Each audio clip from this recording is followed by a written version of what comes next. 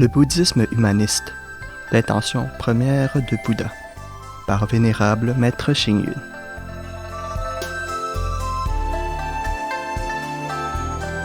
Chapitre 4. Le développement du bouddhisme en Chine.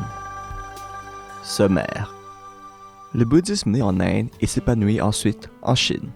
Depuis les monastiques chinois partant à la recherche des textes canoniques à l'ouest, en passant par les monastiques des territoires de l'ouest venus prêcher le dharma à l'est, et après plusieurs centaines d'années, le bouddhisme fusionne avec la culture, les coutumes et la vie quotidienne chinoise. Il devient alors une quintessence, un élément essentiel, indispensable à la civilisation chinoise. Parmi les trois systèmes linguistiques du bouddhisme chinois, tibétain et pali, deux sont en Chine, ce qui montre bien l'influence du développement du bouddhisme dans ce pays. Quelles sont les influences produites par le bouddhisme en Chine? Dans la vie quotidienne, l'influence du bouddhisme se fait sentir dans l'habillement, la nourriture, le logement et les déplacements. Dans le domaine de l'intérêt public, on note la création des écoles gratuites, la plantation d'arbres et le reboisement, la création du Fotuhu et le Changsenku, etc. Dans le domaine artistique, que ce soit en architecture, sculpture, peinture et calligraphie, la culture chinoise est fortement influencée par le bouddhisme et, dans le domaine littéraire, grâce à la traduction des textes canoniques, la langue chinoise s'enrichit en vocabulaire et en style. Les grands lettrés et hommes distingués comme Tao Yuanming, Xie Lingyun, Wang Wei, etc. ont tous entretenu de profondes relations avec le bouddhisme humaniste. Ce chapitre révèle aussi les 10 raisons de la décadence ultérieure du bouddhisme en Chine, la réaction de rejet des religions locales, l'élimination des monarques absolus, la prospérité de l'école exotérique, la décadence de la morale, de la vertu et de la foi. Tous ces problèmes qui méritent une étude approfondie.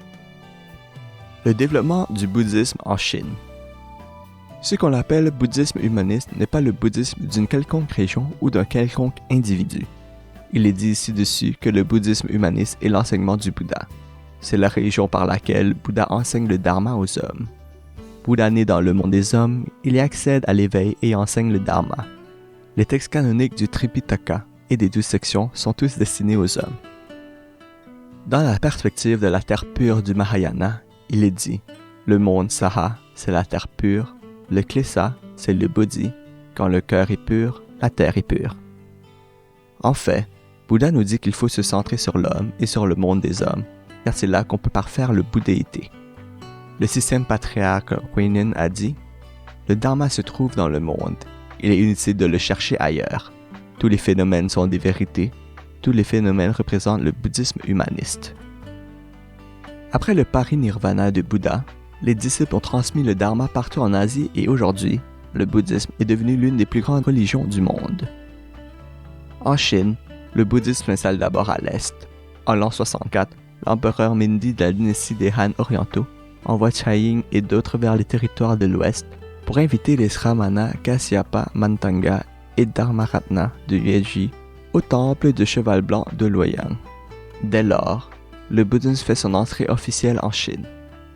De la dynastie Han orientale jusqu'à nos jours, le bouddhisme a vécu plus de 2000 ans en Chine, où il a profondément influencé les domaines politiques, économiques, littéraires, linguistiques, artistiques, musicales et architecturales. Ensuite, il s'est propagé en Corée, au Japon, au Vietnam, etc. Il est devenu la base de la civilisation de l'Asie orientale. Si un tel résultat a pu se produire, c'est parce que le bouddhisme chinois a adopté et prorogé le caractère humaniste et l'esprit positif du Mahayana et de l'Hinayana, et les a glorieusement développés, à tel point que, de l'ampleur au menu peuple, tout le monde vivait dans une profonde imprégnation culturelle bouddhiste.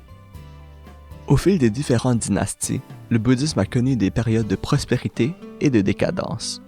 Pourtant, les deux catégories de disciples, monastiques et laïcs, ont toujours préservé l'intention première de Bouddha, s'intéresser aux activités favorables à la vie quotidienne du peuple, soutenir la cause des bons leaders politiques, avoir à cœur les hommes et les problèmes de la société, apporter le bien-être au peuple et enrichir la culture chinoise. En étudiant la conduite des moines éminents des générations passées, on peut percevoir partout la manifestation du Bouddha et le développement de l'esprit du bouddhisme humaniste. Certains d'entre eux assument la responsabilité de maître impérial pour aider l'empereur à gouverner le pays. D'autres partent à l'ouest à la recherche des textes canoniques et effectuent des travaux de traduction et d'échange culturels.